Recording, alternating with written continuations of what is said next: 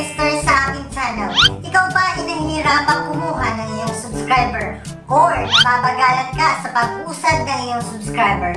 Well, in this video, tuturo ko sa inyo ang mga paraan kung paano nga ba natin may hit ang 1,000 subscriber in just 3 weeks. Itong mga tips na ituturo ko sa inyo ay naranasan ko na at nagawa ko na. So kung gusto mong matuto at malaman, tapusin mo tong video na ito. At sa tingin ko, makakatulong ito sa inyong channel. So kung bago ka pa lang ka, Mister, welcome na welcome ka sa aking channel. Hit mo na notification bell and please subscribe para updated ka sa mga bago kong videos.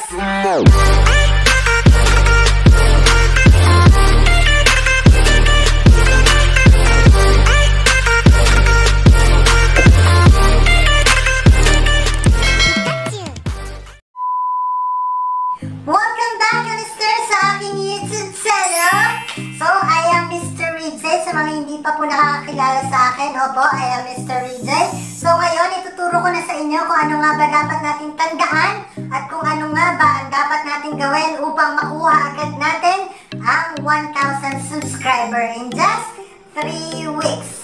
First, way to do para maka-earn ka ng 1,000 subscriber in just 3 weeks. So you need to share your video in your social media accounts. Dahil kung nagsisimula ka pa lang sa industriya at bago ka pa lang nag-create ng mga videos, ng mga vlogs, so kailangan mo talagang i-share ang mga videos mo sa iyong social media accounts dahil ito yung kauna-unahang marketing strategy mo para maka-earn at makakuha ka ng subscriber at mga views. At lagi mong tatandaan ng kauna-unahan mo subscriber ang iyong pamilya at ang iyong mga kaibigan. So you need to share your videos talaga sa iyong mga social media accounts at para na rin ma-inform yung mga kaibigan mo, yung mga pamilya mo at yung mga taong hindi pa nakakaalam na nagpa-vlog ka na pala, na nag-video ka na pala. So ito din yung isang strategy para malaman nila. So hindi naman masamang mag-share dahil ito yung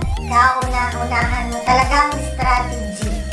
Second way to do para maka-earn ng 1,000 subscriber in just 3 weeks. So you need to create a proper title and thumbnail. So sa thumbnail pa lang at proper title, makakaakot na tayo ng subscriber at viewers. So kung may oras ka, pagsayangan mo ng oras ang paggagawa ng thumbnails at pag-isipan mong mabuti ang paglalagay ng mga titles dahil ito yung nakaka-attract ng ating mga viewers upang panoorin ating videos na ginawa sa ating YouTube channel. Third way to do para maka-earn ng 1,000 subscriber in just 3 weeks. So you need to be bayan, ano man nag-vlog ako nakakasura, sino na naman kaya to?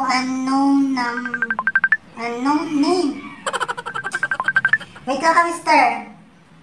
Nakakasura, alam na nag-vlog na ako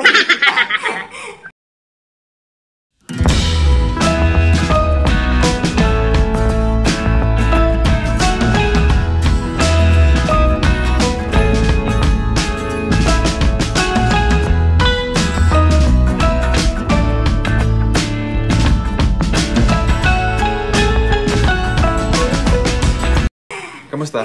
Okay lang naman ako, babe. Hindi ka naman nakakaistorbo. Tagal ng quarantine. Namimiss na kita.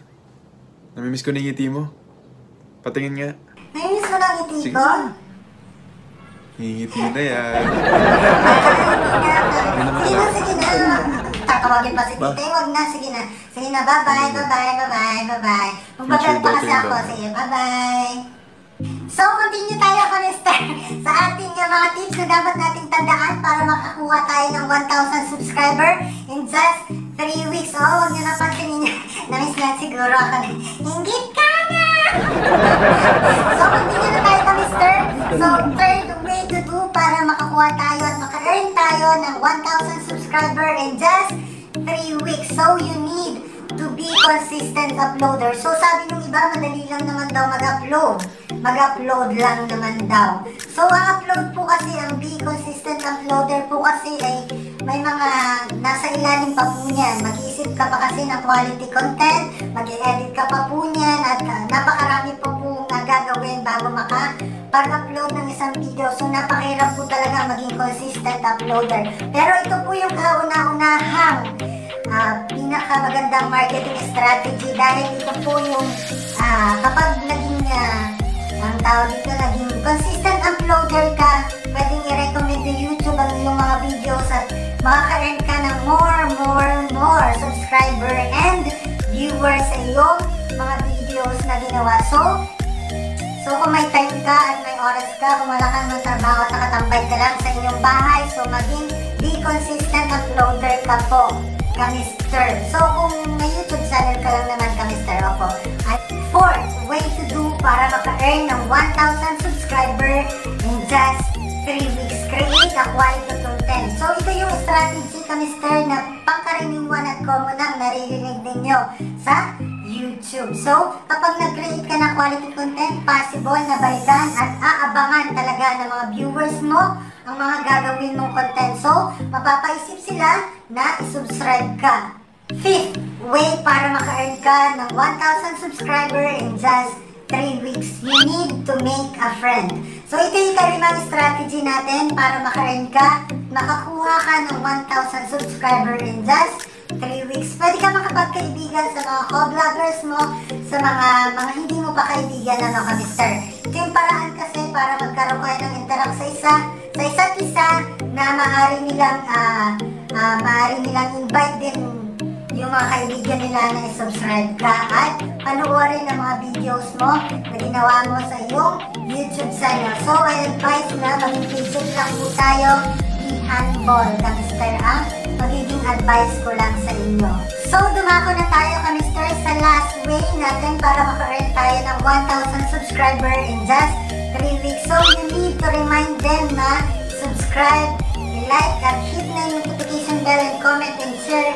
Kalimitan kasi sa mga nanonood, pinapanood lang tayo pero nakakalimutan nilang i-subscribe. So, kailangan mo ilagay yung notification bell at yung subscribe button sa iyong mga video para ma-remind sila. So, ikaw ang bahala kung saan ilalagay, sa una, or sa mid, or sa last. Ikaw ang bahala, Kamister. Basta, huwag mong kanilimutan. Dahil ito'y magiging paraan para i-subscribe ka nila.